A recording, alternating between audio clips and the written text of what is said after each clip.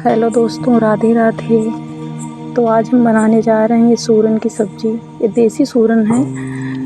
तो क्या आपको पता है कि हम लोग दीपावली में सूरन की सब्ज़ी क्यों खाते हैं? तो इसके पीछे एक रीज़न है। ये जो है सुख समृद्धि का प्रतीक माना जाता है, क्योंकि ये सूरन कभी ख़त्म नहीं होता। आप इसको जब भी ज़मीन के अंदर डालते हो तो ये उससे कहीं ज़्यादा बढ़ के होता है। जितने छोटे छोटे पीसेज आप इसके करोगे उतने ही होता है।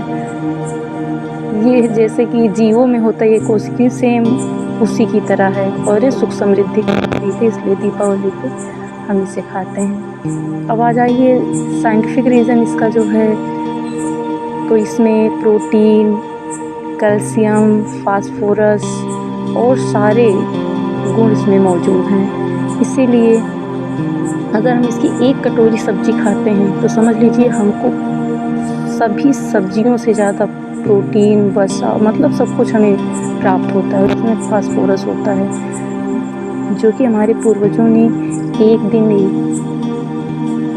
चुना है कि हमें सूरन की सब्ज़ी खाना है, जिससे कि पूरे साल हमारे शरीर में फास्फोरस की कमी ना हो।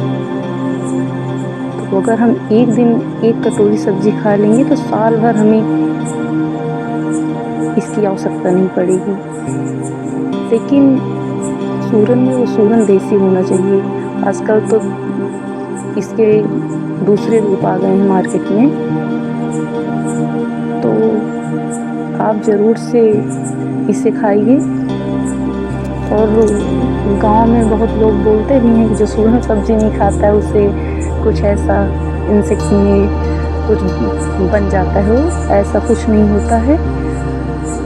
इसमें ये सभी जितनी सब्जियां होती हैं उन सभी में सबसे मेन और जो कि अपने अंदर बहुत सारे पोषक तत्व लिए हुए हैं, इसलिए कहा गया है। और देसी सूरन जो है वो कई तरह से बनाया जाता है, लेकिन जो ये सब्ज़ी है, ये रेसिपी मेरी मम्मी की है।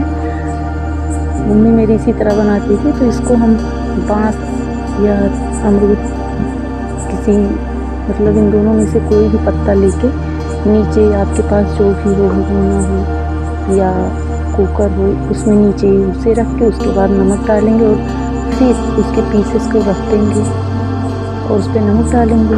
उसके बाद फिर इसे तेल में भी फ्राई करके हम लोग खाते हैं, जो कि बहुत ही टेस्टी लगता है। और उसकी सब्ज़ी भी बनाते हैं, जो कि बहुत ही टेस्टी बनती है। तो आप भी इस तरह से सब्ज़ी बनाकर खाइए और कमेंट में ज़रूर बताइए कि आपको ये सब्ज़ी कैसे लगी। तो लाइक और कमेंट करें प्लीज़। अगर आपको पसंद आया हो तभी लाइक करें और नहीं तो